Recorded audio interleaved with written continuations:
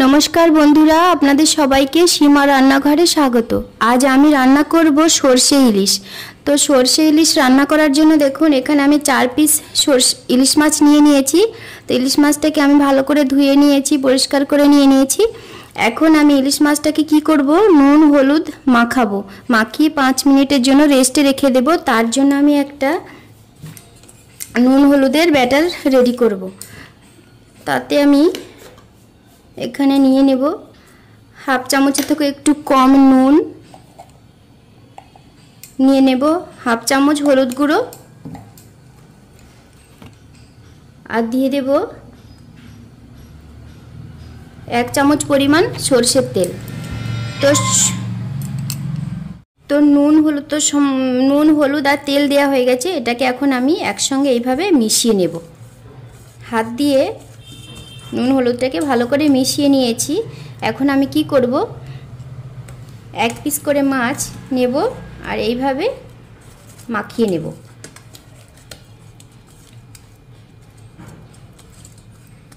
এই যে এইভাবে মাখিয়ে আমি সাইডে রেখে দেব। তাতে করে মাছের গায়ে নুন হলুদ আর যে তেলটা আমি মাখিয়েছি এই সমস্ত জিনিসগুলো মাছের গায়ে ভালোভাবে যাবে আর মাছটা খেতেও ভীষণ টেস্টি হবে।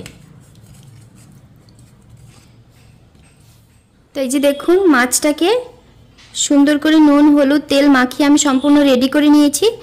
এবারে এটাকে আমি 5 মিনিটের জন্য রেস্টে রেখে দেব। আমি এখন সরষে ইলিশ বানাবার জন্য তো সরষে বাটার প্রয়োজন, তাই জন্য আমি এখানে নিয়ে নেব যে 1 চামচ সাদা সরষে,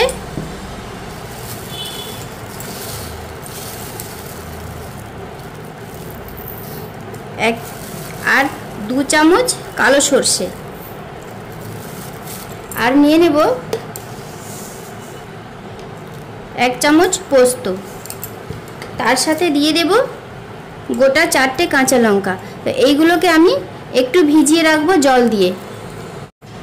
আমি এই সরষে পোস্ত আর কাঁচা লঙ্কাটাকে একবার আমি মিক্সিতেই ভিজিয়ে দেব। তাতে করে আমার পরে আর জল দেওয়ার পরে তো এগুলো একটু অসুবিধা হয়ে যায় আলগা করতে, সেই জন্য আমি এটার মধ্যে একবারে ভিজিয়ে দিয়েছি। আর দিয়ে দেব আমি 1 চামচ পরিমাণ সরষের তেল। এই যে দিয়ে জল দিয়ে ভিজিয়ে দেব 5-7 মিনিটের জন্য। জলটা একটু বুঝে দিতে হবে, খুব বেশিও নয় খুব পাতলাও নয়। এবারে এটাকে আমি ভিজিয়ে রাখবো। তো আমি সরষের 5-7 মিনিট পরে সরষেটাকে আমি বেটে একটা পেস্ট বানিয়ে নিয়েছি। এই দেখুন আপনাদের দেখাই কতটা স্মুথ হয়েছে পেস্টটা। এই দেখুন এইগুলো কালো সরষের খোলাগুলো, তো সেই জন্য এরকম দেখাচ্ছে কতটা মিহি হয়েছে দেখুন।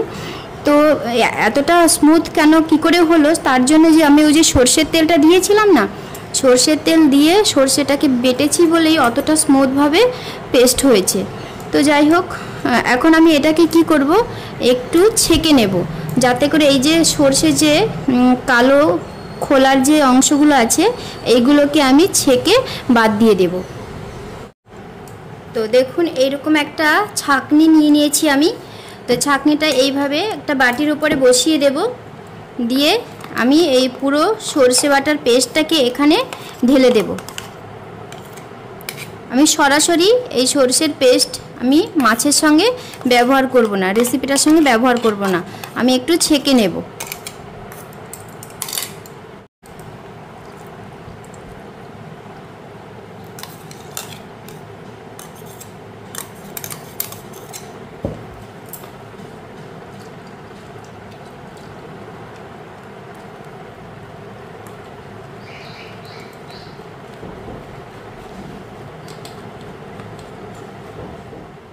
আমি গোটা পুরো সরষেটাকে ছেঁকে নিয়েছি। আর এই যে কতগুলো বেরিয়েছে সরষের যে খোসাগুলো বেরিয়েছে, এইগুলো আমি ব্যবহার করব না, এগুলোকে আমি ফুল গাছে দিয়ে দেব, ফুল গাছের টবে দিয়ে দেব। এইগুলো খেলেও খাওয়া যায়, কোনো খাওয়া যায় না যে তা নয়, খেলে আসলে এই যে অ্যাসিডিটি অম্বল গ্যাস হয় এইগুলো খেলে সেই গ্যাসটা বেশি হয়, অম্বলটা বেশি হয়, সেই জন্য আমি এটাকে ব্যবহার করব না। তো ও সম্পূর্ণ সর্ষেটা ছেঁকে আমি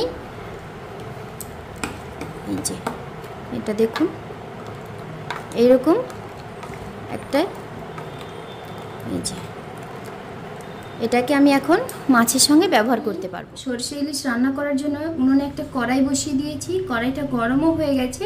কড়াইতে এখন আমি তেল দিয়ে দেব।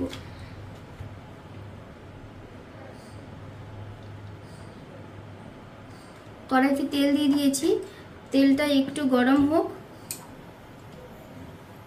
তেলটা গরম হয়ে গেছে, তেলে আমি ফোড়ন দিয়ে দেব কালো জিরে। এখন গ্যাসের ফ্লেমটা কমিয়ে দেব যাতে করে তেলটা খুব বেশি না গরম হয়ে যায়। এখন আমি তেলে দিয়ে দেব হলুদ গুঁড়ো। হলুদ গুঁড়ো দিয়ে আমি একটু নেড়ে নেব। হলুদ গুঁড়োটা দিয়েছি তাতে করে যে আমি রেসিপিটা রান্না করব কালারটা সুন্দর হবে। এখন আমি তেলে দিয়ে দেব সর্ষে বাটা।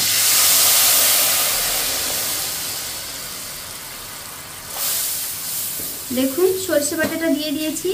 যেহেতু আমি তেলে সর্ষে হলুদ গুঁড়োটা দিয়েছি তাই জন্যই কালারটা কত সুন্দর হয়েছে। গ্যাসের ফ্লেমটা আমি বাড়িয়ে দিয়ে হাই ফ্লেমে আমি এইটাকে 5 থেকে 7 মিনিট রান্না করে নেব।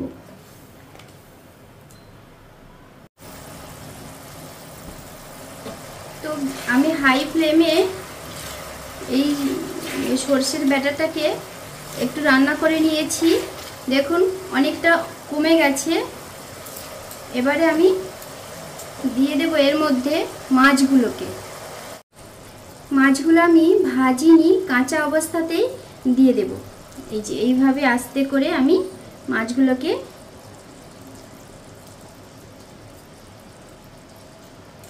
দিয়ে দিয়েছি।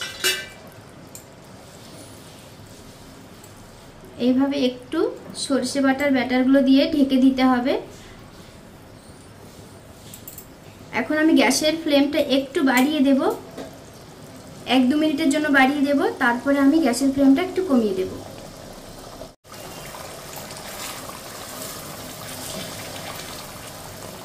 এক 2 মিনিট হয়ে গেছে।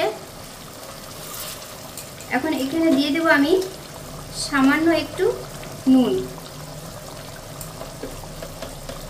নুনটা খুব বেশি দেব না, কারণ মাছের গায়ে আমি নুন মাখিয়ে রেখেছিলাম, সেই জন্য।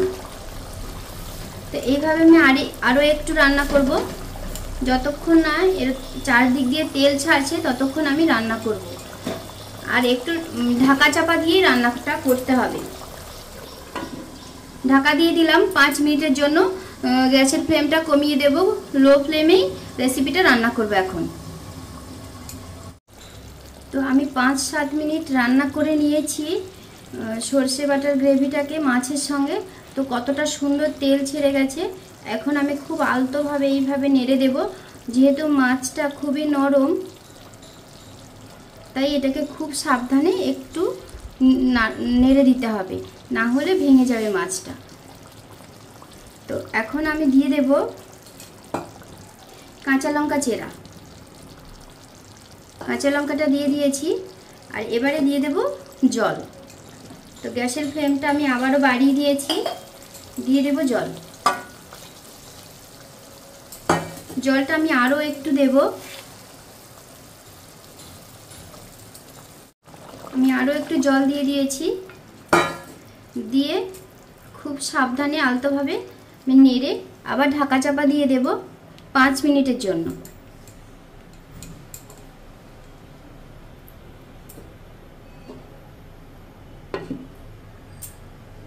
তো আমি 5-7 মিনিট পরে ঢাকাটা তুলে দেখছি কেমন হয়েছে। এই যে দেখুন অনেকটা তেল ছেড়ে দিয়েছে।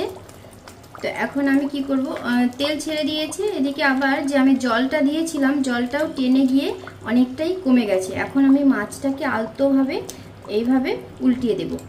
একটা সাইড হয়ে গেছে, আমি আরেকটা সাইড হতে দেব। তো মাছগুলো উল্টিয়ে দেবার পরে আমি আরও 2 মিনিটের জন্য ঢেকে দেব। ঢেকে দিয়ে গ্যাসের ফ্লেমটা একদমই কমিয়ে দিয়ে রান্না করব 2 মিনিট ধরে।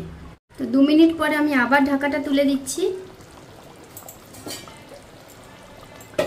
ঢাকাটা তুলে দিচ্ছি। আর দেখুন অনেকটা সুন্দর তেল ছেড়ে গেছে। এখন আমি দিয়ে দেব আরও 2-4টে কাঁচা লঙ্কা চেরা।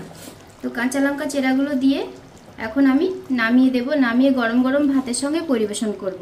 তো আজকে আমার এই রেসিপিটা যদি আপনাদের ভালো লাগে তাহলে লাইক করবেন, শেয়ার করবেন, আর যারা আমার চ্যানেলটা নতুন দেখছেন তারা অবশ্যই একটা সাবস্ক্রাইব করে দেবেন। তো আমি গ্যাসের ফ্লেমটা এখন কমিয়ে দিচ্ছি।